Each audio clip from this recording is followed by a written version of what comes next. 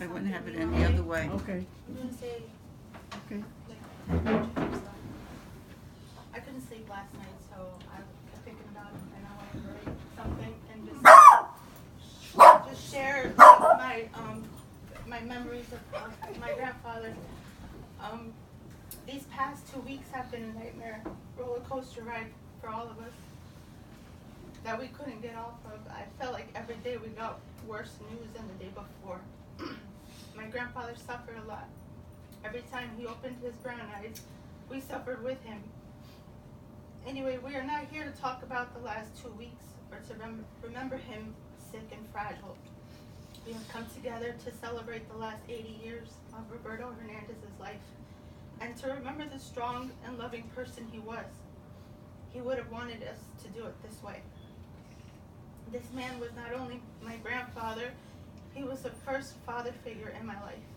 He was my rock. I could come to him for anything. He was the first love of my life, and I made sure I told him that before he died. When I was little, I wanted to be just like Papi. I always asked questions about gardening and cooking. He would tell me stories about Cuba and of when my mom and my tia Fina were little. When I was little, I remember going places with him and falling asleep in the car. And Mima would remember he wouldn't wake me up. He would walk with me in the store until his arms hurt because I was getting so heavy. But by the time Mima paid the cashier, I would wake up. He didn't care though. He loved every minute of it.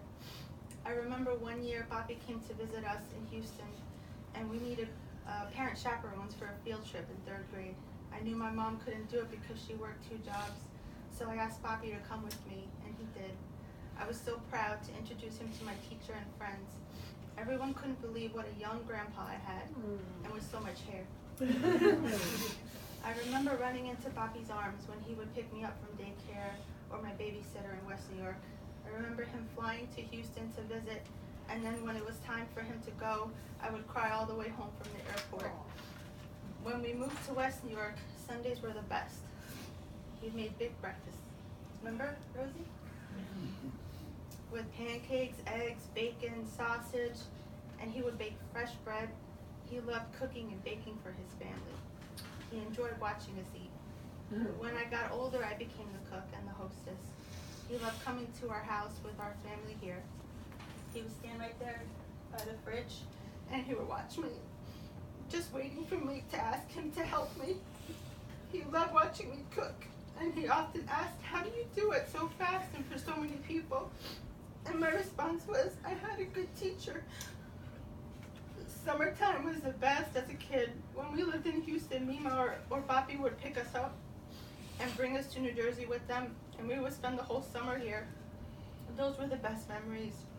I remember Papi taking 2 weeks off from the bakery, and I would help him paint the house, plant the vegetables in his vegetable garden.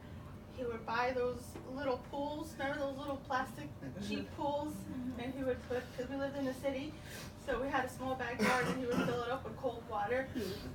And then he would take the bugs out. We were afraid of the bugs. That was so much fun. Me and Rosie were playing there for hours. You would think we had like an Olympic-sized pool.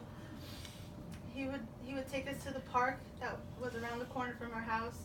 He packed a cooler full of soda and sandwiches because we would stay there for a long time. I remember asking Papi science questions for school.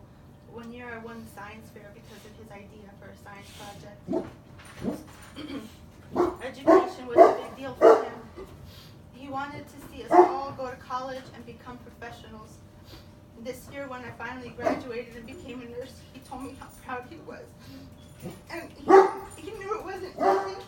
He told me I couldn't have done it without his 22 ounce of Cuban coffee before.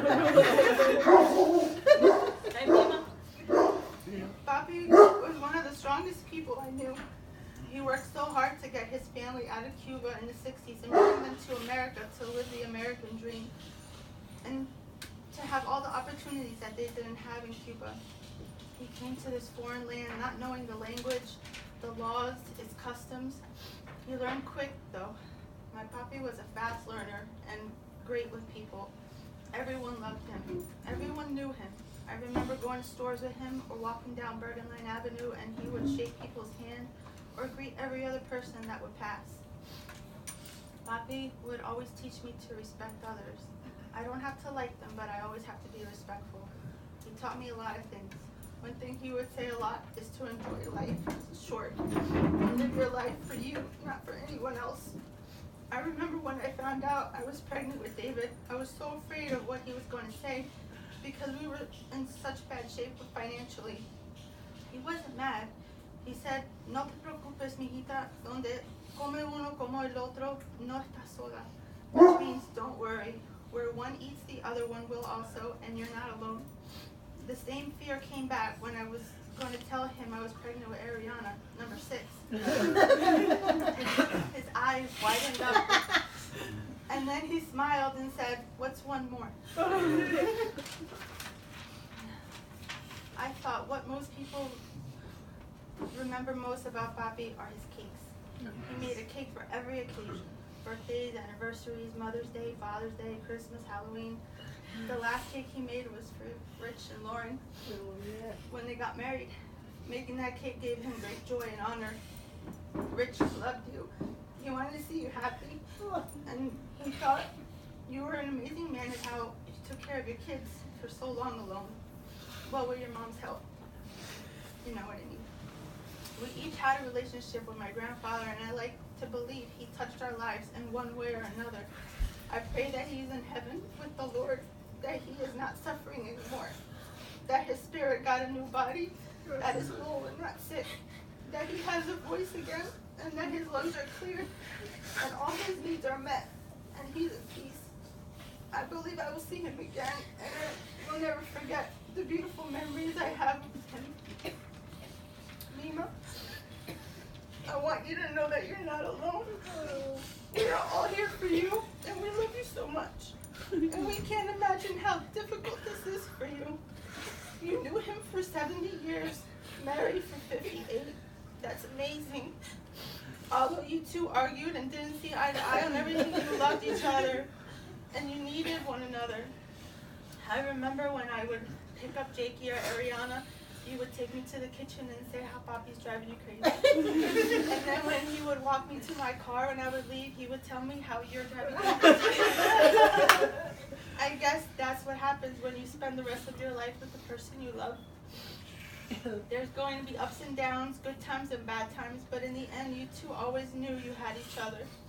I love you, Mima. One story I never got sick of was when I was born. He would tell me it on every birthday, so I've heard it at least 36 times. He said when he looked at me through the glass window of the nursery, I was strong and kicking the blankets off. He said to my Mima, "That's a lucky girl."